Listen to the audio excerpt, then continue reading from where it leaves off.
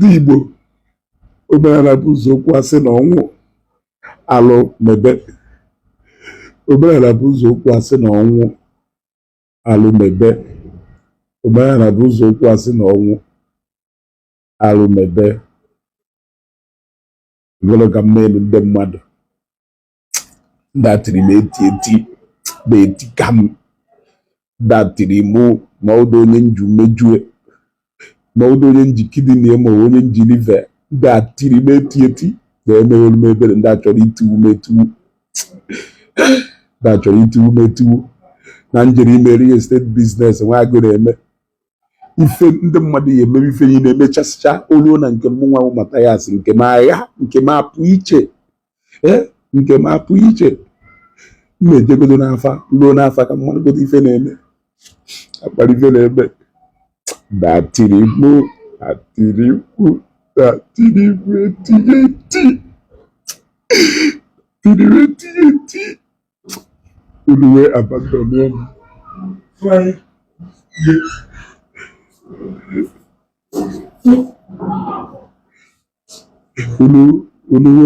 etinye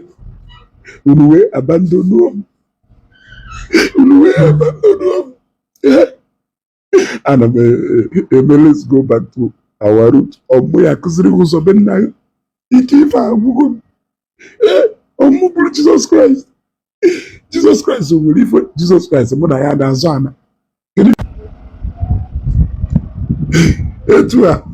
ka nsi wee pụta afịa na mkpọ wee nọrọ agụ wee gụọ wee pụta n'ihu ọfisi m na mkpọ ebe m na-ada eje emere ụtara evieri ụtara ka ebupụtalụ m ka lie asị na onwe onye na-achọ n'ọfisi ka m bụsi nyawa ụtara gbago ofu okpoko ụtara ka m meche tii n'ọnụ melụ ụtara nke ọzọ ka m tii n'ọnụ ife ọzọ mfụrụ ka onye ọwụ batara ọngụ Mathias ka m kwugharịa ọnụ owolu ụla wee mapịa m ma ụtara ma n'ọnụ mma na ife a wee mapịa m ụtara n'ọnụ ọgụrụ ka m mere eji eme igwe ana ala agba ọkụka bọdụ ife niile na-emere ndị Igbo wee abandon wee rọdụ nya wee jesie rọdụ n'ime. Biko nụ ndị Igbo ike agwụgo m ọmụ gburu Jizọs ịchọzi ichi ya back to your root ịchọghị ichi ya after all ọhụmụ ya akpọ na obe nna ya from now henceforth for now I will be out of social media.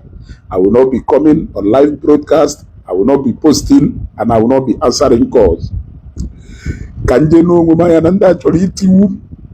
nke ọnụ na-afụ n'ihu m owu nke obere nke ha kụrụ n'ahụ ma arịa ya arịa afọtalụ nda mmiri. Ndị Igbo unu gosiri m my place na ebe unu nọ ọ na very dark man ahụ mmadụ ọ na Maazị Nnamdi Kanu ahụ mmadụ unu gosiri ndị bido taa wee gawa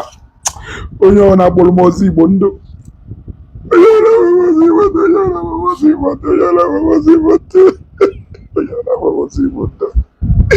onye ọ na n'ime ụlọ kpọrọ ozi Igbo ndụ bụrụ onye ahụ emeju ife afọ achọkwa ụnụ afọ ọtara ụnụ mmiri echekwa m n'onwe ndị mụ na ha wụ from today henceforth ọ Jizọs ya achị na-adị post unu na-celebrate na-erizi m erizi m ebe nji ikpere wee gbegharịa ọfisi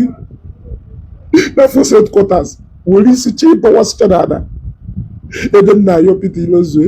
ayịyọ kedu the kind of reason ahịa erizi mmadụ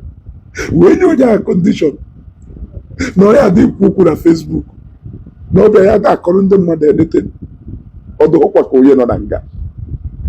ọkwa nga ahụ ife nọ na biko from today henceforth ịfụ m ụlọ onye omenala bụ ụzọ okwu asị na ọnwụ amahọ m ga-enwe ahụ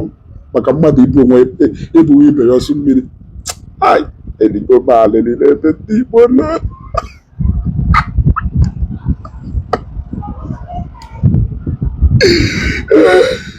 I don't go do again.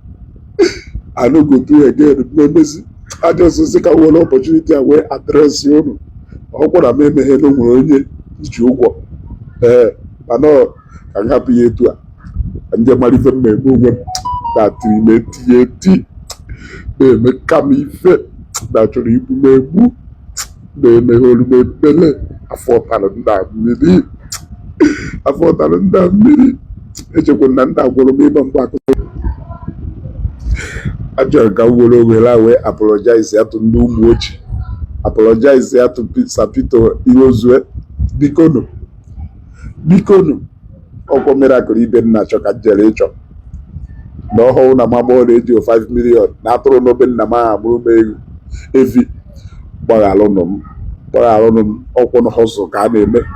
ịghọtago ọkwụnụ họzụ ka a na-eme rọpụta tupu bọọlụ ịghọtago mana abịaziri m n'ụmụ ojii ọkpa m wee tọ bikonu gbaghalụnụ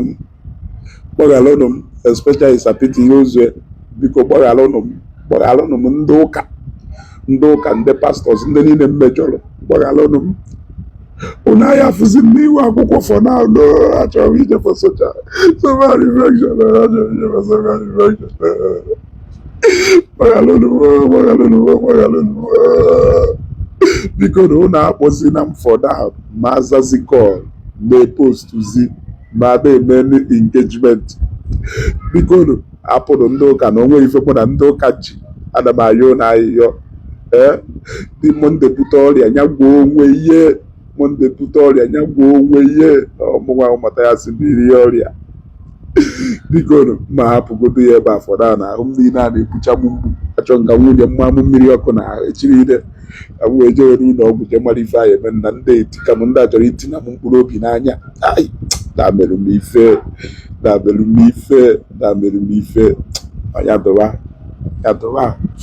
ya dụwa ọgwụ eluigwe ya akwụ ụgwọ ma a sị ka m nwee ụgwọ opportunity a wee kene ụnụ ndị gbara m nkịtị ka m nwee chikwa na m nwere mmadụ mana ọkịta ka mma na m wee rụọ gbara aka ọ ya adụ daalụ